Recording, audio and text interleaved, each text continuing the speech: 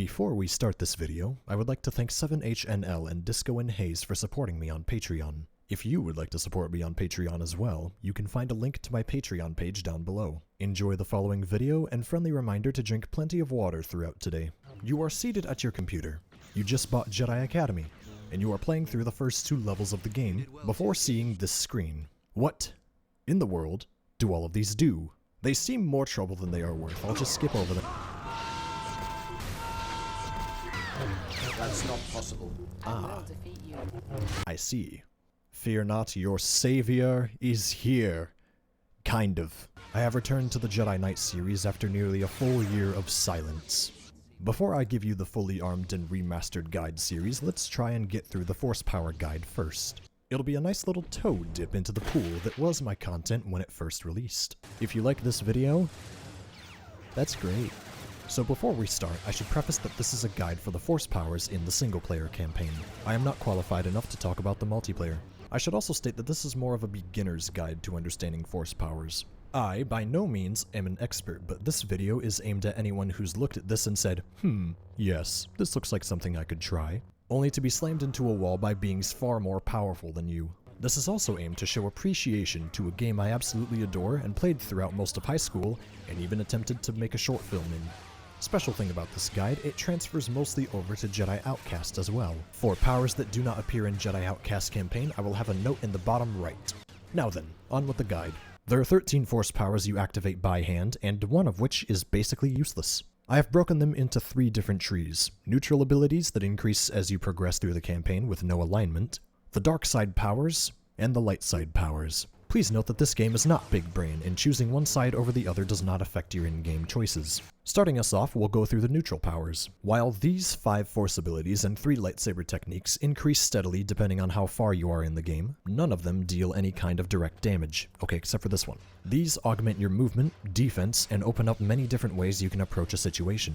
You will be limited in mobility in the first batch of missions, but will gradually learn more and more ways you can ambush, flank, and maneuver your way through specific levels. Let's begin with the easiest to understand, Force Jump. This allows you to jump from 3 times higher to 6 times higher, and then to 12 times higher than your usual jump. The force needed increases the higher you jump. Is it useful? For later missions, yes. Luckily, the platforming is relatively easy to do, but the jump just hits a ceiling at the tail end of your jumps as opposed to gradually slowing you down like in multiplayer. Push and pull are pretty simple too. Push pushes enemies away, and pull, get this, pulls enemies towards you. Most times you have what is called a force wall in the official Legends timeline. This force wall prevents other force users from using powers on you like push and pull. Your force wall is down while you are jumping, during an attack, while the enemy is behind you, or when you are going through an animation involving you getting up or being jumped on. Push and pull can also be used to toss or pull projectiles towards you for whatever reason you may have. This includes items, weapons, grenades, missiles, and even flat cannon projectiles and secondary fires from the TL-50. Force speed helps you embrace your inner Dio Brando and allows you to move much quicker between point A and point B. Force speed can go from 300% faster to 100% faster and finally to 300% faster. This consumes, unlike Force Jump, a single cost that can be cancelled after the camera animation at any time. At the start, there really is no reason to use this ability, especially if you figure out how to do the jumps that all the speedrunners do. At max level, you can perform a leaping slash that I have yet to hit anyone with. If you can't do the speedrun jump like my reptile brain can't, that will actually be somewhat useful, but only in specific circumstances. And then there's Foresight. He's dead. Seriously though, Foresight is not a great power to use unless you are using guns throughout most of your playthroughs. Reason being, when you activate Foresight, your bolts have an increased accuracy. This ranges based on how leveled up you are. Even then, I never see anyone using Sense. Like, ever. At later levels you can see health bars, but it's pretty useless since by then, most people can say, oh, this character has a big health pool. I'll just keep hitting it until it stops moving. If you're new, you'll probably use this quite a bit, and for one objective in the 3rd mission tree, it is a requirement to use. I'm not even sure on this one. The dark side of the Force is a pathway to only 4 abilities some consider to be underwhelming. I use the dark side a bit more often than the light side, as my playstyle is much more aggressive than passive. Having said that, my loadout usually consists of both dark and light side force powers. While it is nice to have Luke and Kyle tell you, "Hey kid, you're doing great," the dark side suits my playstyle much better than the light side does. The dark side is more of a necromancy class, and the light side is more of a cleric class. The light side has abilities that more buff your defense than anything else. There are no abilities here that deal damage. Instead, they allow you to take less damage or overall avoid fights. Alright, seriously though, why is Mind Trick over here? More often than not, the NPC dies when I do Mind Trick them, especially at later levels. That's more evil than I am. Let's start with arguably the most important abilities, Heal and Drain. You know, if you're not speedrunning. Healing allows you to heal most of your wounds at a steady rate. At a lower level, this will cost more of your force energy, but at higher levels, it'll heal a quarter of your health.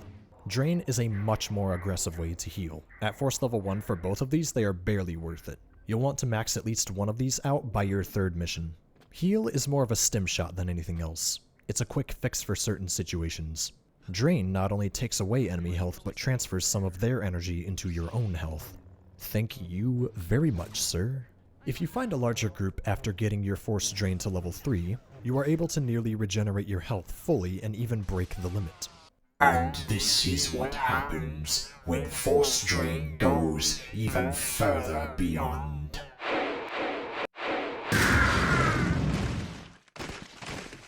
Getting health is important, now how about keeping it? That's where these two abilities come in. Protect shields you from most damage incoming, getting stronger depending on how far up you level it. Absorb keeps force abilities from damaging you, and every time they use an ability on you, their energy is absorbed into your own force energy. This has no effect on force sight, force grip just doesn't work, and drain transfers over too. You can drain someone of their energy by absorbing their drain power. It should be noted that you cannot absorb while you are using dark side abilities. However, light side and neutral powers do work. You can also stack these two on top of each other to become Ultra Instinct C-3PO. I swear, if no one makes Ultra Instinct C-3PO, I will do it myself. I am fluent in over 6 million forms of kicking your ass. Mind Trick helps out a little bit, but is never in my loadout. I don't really see a need for it in my roster. The ability goes from making enemies ignore you, increasing the time they ignore you, and then lets them fight for you. Sure, the added bullets are nice, but they can still damage you. If you don't feel like fighting all the time, sure, get it. Why don't we go back to dealing more damage? Lightning and grip are great options for this. While I am sure there are a few uses for grip in multiplayer and speedrunning, the only thing it's really good for is killing blaster NPCs at a distance. And even then, the distance isn't that great. The downside is you are open for attack while doing this aside from throwing your lightsaber. Even then, you can just push them down and slash at them with your lightsaber. Lightning is a different story entirely. I'm still working out the mechanics of this power, but it seems to do the most damage from behind as it gets around your opponent's force wall. At tier 3, if you put your lightsaber away, it consumes more of your force energy in order to deal more damage. Whether it does or not is an entirely different story. It can still kill the dark side force users in the campaign, but the bosses will not be as kind to you on this power. And neither will the Jedi if you turn to the dark side. Dark Rage actually gets a bad rap from me. At lower levels it isn't worth it, but it gets better and better at the higher levels. At level 1 it drains your health more than I drained the whipped cream. Level 2 does less draining, allowing you to move a bit faster. And level 3 consumes only 20 health and moves you even faster than before. It helps you deal more damage with every level up too, but I don't use it too often despite how it doesn't let you die when it's active. Essentially, it's a temporary invincibility power, but more or less is underwhelming. I'd give it a 5.5 out of 10. Also, sorry if this audio sounds a little bit weird, you know, in comparison to my other audio. The reason it sounds this way is because I'm recording this after I record everything else, because I didn't know what Dark Rage did. That's how little I used it. And that is my Force Power Guide for Jedi Academy and Jedi Outcast. I do hope you enjoyed and learned a thing or two about Force Powers. Like I said, this is a beginner's guide, and over time, if I get better in the multiplayer, I can also make one there. The reason I didn't make one already is because I have not picked up the multiplayer in a while, and there is a stronger focus on dueling and cheesing the mechanics in the base Jedi Academy multiplayer as opposed to making strategic decisions like in Movie Battles 2. Good God, that entire sentence is like 5 lines long. No, you are not getting a video on that.